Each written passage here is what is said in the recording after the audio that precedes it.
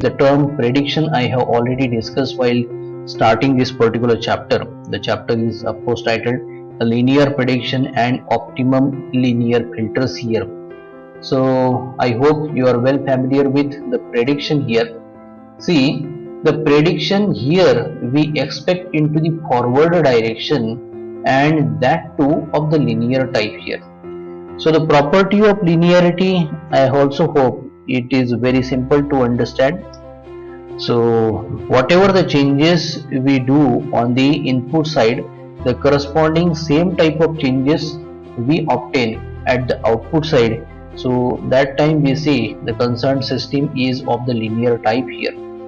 And now as we are expecting the filter to have this linearity property for the prediction, and see the prediction can be ahead of the time or behind the time here. So ahead of the time, here we are considering the forward here.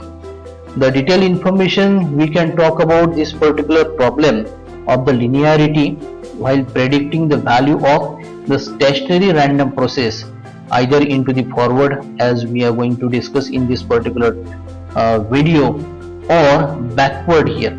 So that is really very important while the design issues we study here.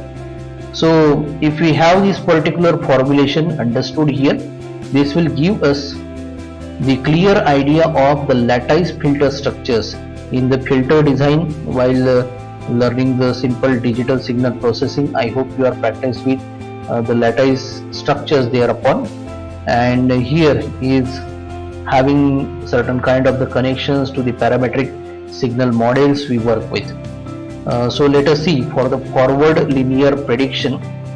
This prediction problem for the forward case, that it means the future value of the stationary random process we have to predict, and this also to be done from the observation of the previous values. So let us have the consideration of the forward prediction.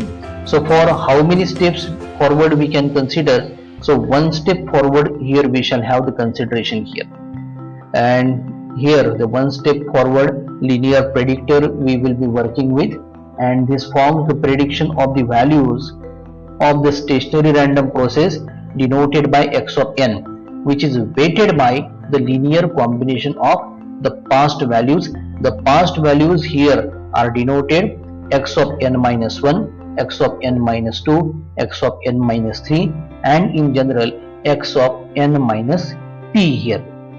So therefore the linearly predicted value of the stationary random process x of n can be expressed mathematically by this equation. So as this is the predicted value, here we denote it on the left hand side by x cap of n, and here we express it by negation of the summation k is equal to 1 to p carried on to the multiplication of a suffix p, the filter parameter, multiplied to x of n minus k.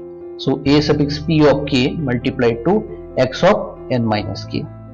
So if we have the negative sign on the RHS along with a suffix p of k, this is the representation of the weights into a linear combination here, and these corresponding weights are called as the prediction coefficients. Now these are the prediction coefficients of the one step forward linear predictor of the order denoted by small p here, and the negative sign in this particular representation of the stationary random process x of n is for the mathematical convenience taken by the textbooks, and that conforms with the current practice into the technical literature as well here. Now if we have the difference between the value of the x of n stationary random process and the predicted value of x of n, as we have denoted it by x cap of n, we can obtain the forward type of the prediction error. The difference between two will be the error here. So this particular error we denote by small f suffix p of n, that is equal to the difference here. So we subtract x cap of n from x of n itself here. the original stationary random process in the first term, and minus here we have its particular forward prediction version here. So from the previous equation where we have expressed x cap of n is equal to the negation of the summation k is equal to 1 to p for the product of a suffix p of k multiplied to x of n minus k, the substitution we can make and we can obtain this forward prediction error denoted by f suffix p of n by this particular expression here. Now here the linear prediction we find as equivalent to the linear type of the filtering here, and here the predictor is embedded into the linear filter. So that time the block schematic we can consider for this type of the process, and here it is given. Now you see on the left hand side we have x of n fed as input, and here we have the two paths, one going straight to a summation and another path here it is having x inverse. Then we obtain x of n minus 1 because of the delay, and this x of n minus 1 is fed as input to the forward linear predictor as just now we have discussed about, and thereupon we find x cap of n here. So x cap of n is given as the input to this summation, where this x cap of n is to be subtracted here from the original stationary random process x of n, so that we obtain the error, the difference between the two, denoted by fp of n here. So this is called as the prediction error filter, where the input sequence is provided x of n and the output sequence is obtained as fp of n as shown here. Now for this particular structure the equivalent realization can also be made as the prediction error filter. So let us visualize this one. So here we have this equivalent realization. This realization is basically a direct form FIR filter, for which of course the system function we shall be giving in terms of a mathematical equation. Here also you see the input is x of n and the output we are obtaining fp of n. Here the z inverse delays you see here, and the first path that is coming from the left hand side directly from the stationary random process x of n will have the coefficient is equal to 1 here. Rest of the filter parameters you say or filter coefficients you say are shown here: a suffix p of 1, a suffix p of 2, a suffix p of 3. In general we can have a suffix p minus 1 and finally a suffix p of p here. All when summed up we obtain f suffix p of n, that it is the forward prediction error here. So the realization that we see in this particular block schematic here, the system function here we show in the mathematical equation, where we have the system function denoted by a suffix p of z, that is given by the summation k is equal to 0 to p, the multiplication of the filter coefficient a suffix p of k multiplied to z to the power minus k.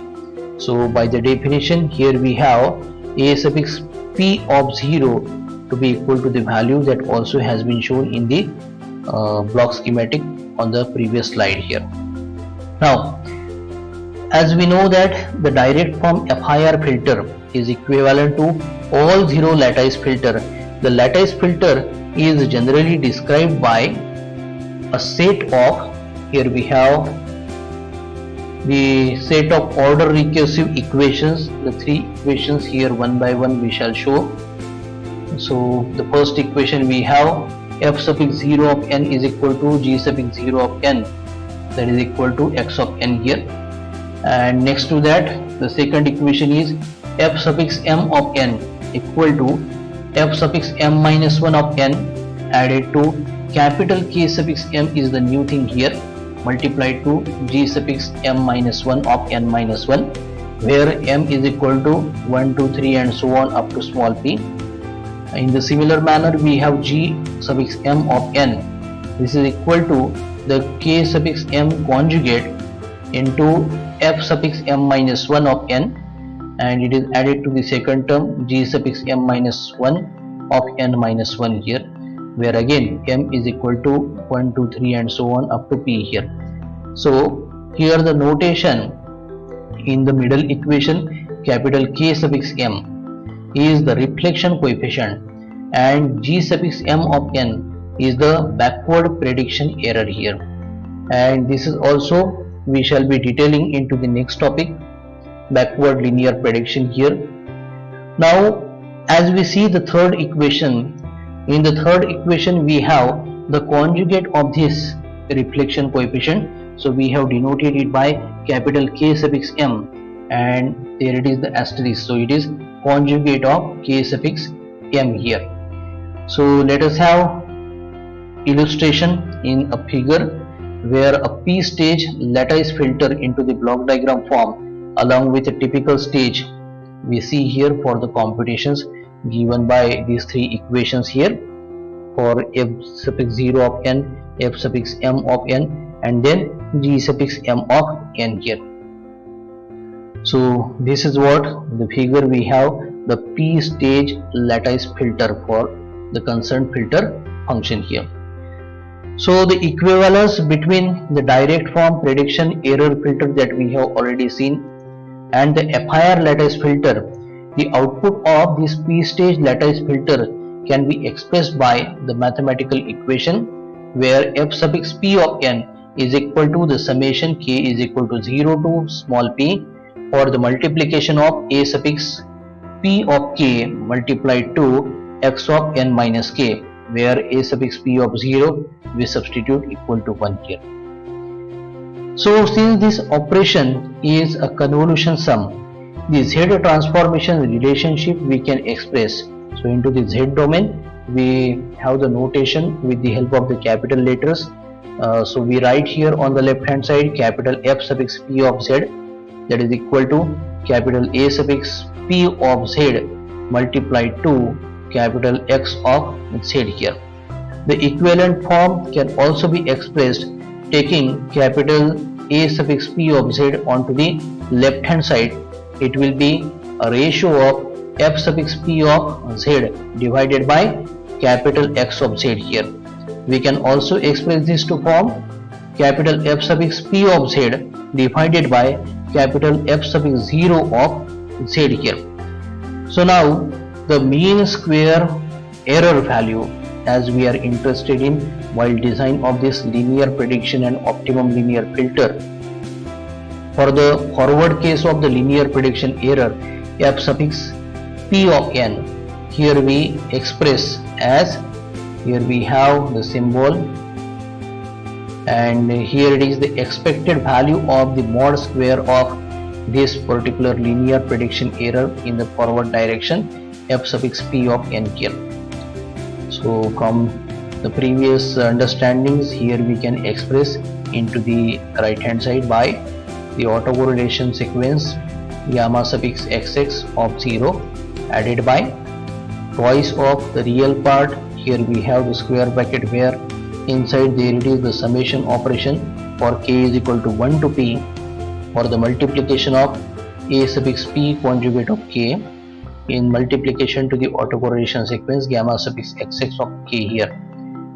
Further, this term is added to the third where we have the double summation, the first one for k is equal to 1 to p, the second one for l is equal to 1 to p for the multiplication of the conjugate of a suffix p of l multiplied to a suffix p of k, further multiplied to the autocorrelation sequence of, that it is gamma suffix xx of l minus k here.